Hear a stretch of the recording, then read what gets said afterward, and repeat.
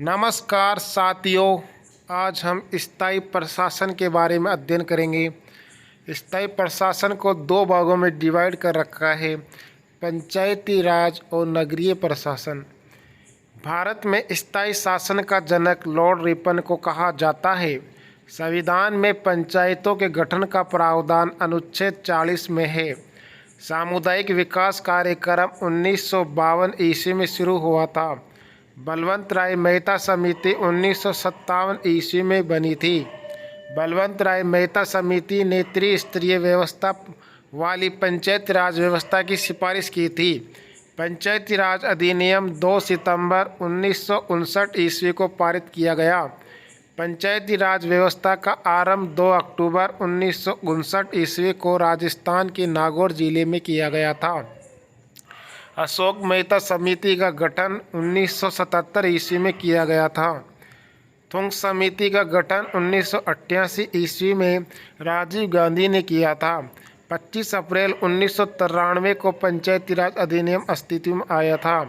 73वां संविधान संशोधन अधिनियम 1992 भारतीय संविधान के भाग 9 अनुच्छेद 243 तथा 11 अनुसूचित जोड़ी गई। 73वां संविधान संशोधन के अनुसार पंचायती राज त्रिस्तरीय ढांचे का प्रावधान किया गया। ग्राम स्तर पर पंचायत समिति, प्रखंड स्तर पर पंचायत समिति, जिला स्तर पर जिला परिषद, पंचायत व्यवस्था का स्तर, ग्राम सभा, पंचायत, जिला पंचायत। जिन राज्यों की जनसंख्या 20 लाख से कम है उन राज्यों में पंचायत समिति को नहीं रखा गया है। पंचायतों के सभी सदस्य वयस्क निर्वाचन प्रणाली के आधार पर चुने जाते हैं।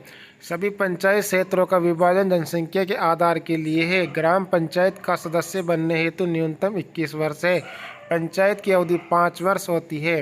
विघटन की तिथि के 6 माह के भीतर हमें चुनाव कराना आवश्यक है। पंचायतों की आर्थिक स्थिति की समीक्षा के लिए राज्य स्तरीय वित्तीय आयोग का गठन किया गया। पंचायत की आर्थिक स्थिति की जांच और उन्हें मिलने वाली सहायता एवं अनुदान की सिफारिश राज्य वित्त आयोग करता है। पंचायत में अनुसूचित जाति एवं जनजाति के सदस्यों के लिए जनसंख्या के अनुपात में स्थान सुरक्षित किया गया है। पंचायतों में महिलाओं के लिए 1/3 स्थान आरक्षित है। पंचायतों में पिछड़ी जाति के लिए आरक्षण की व्यवस्था नहीं है, लेकिन अगर राज्य सरकार चाहे तो उन्हें आरक्षण दे सकती है। पंचायतों के कार्य एवं शक्तियों का वर्णन 11वीं अनुसूची में है। पंचायतों के अधिकार क्षेत्र में 29 विषयों को रखा गया है। शहरी प्रशासन, इसको 3 भागों में रखा गया है, नगर निगम, नगर परिषद और नगर पालिका। नगर पालिका के 3 प्रकार है। नगर पंचायत, इसमें ग्रामीण क्षेत्र का परिवर्तित रूप नगर क्षेत्र में आता है। नगर परिषद, ये छोटे नगर क्षेत्रों का बड़ा रूप नगर परिषद होता है। नगर निगम, ये बड़े बड़े नगरों के समूह को नगर निगम कहा जाता है। सर्वप्रथम नगर निगम की स्थापना मद्रास में 1687 ईस्वी में की गई थी। नगरों में स्थायी स्वशासन उपलब्ध कराने हेतु 74वें संविधान संशोधन अधिनियम 1993 को पारित किया गया। भारत में नगर के प्रशासन के लिए सर्वप्रथम संस्था का निर्माण मद्रास में किया गया था। 1793 के चार्टर एक्ट में मद्रास, कलकत्ता एवं बम्बई में नगर निगम की स्थापना हुई। 74वां संविधान संशोधन अधिनियम 1 जून 1993 को लागू हुआ। 74वें संविधान संशोधन द्वारा इसमें भाग 9 का जोड़ा गया। 74वें संविधान संशोधन अधिनियम में 12वीं अनुसूची तथा 18 विषय रखे गए। 74वें अधिनियम के अंतर्गत 3 प्रकार की नगर पंचायत, नगर पालिका परिषद, नगर निगम, नगर संस्था स्थापित की गई। जिन नगरों की आबादी 3 लाख या उससे अधिक है वहां वार्ड समितियों का गठन किया जाता है। वयस्क निर्वाचन एवं प्रत्यक्ष मतदान द्वारा नगर पालिका का गठन होगा। अनुसूचित जाति एवं जनजाति के लिए जनसंख्या के अनुपात में स्थान आरक्षित रखा गया है।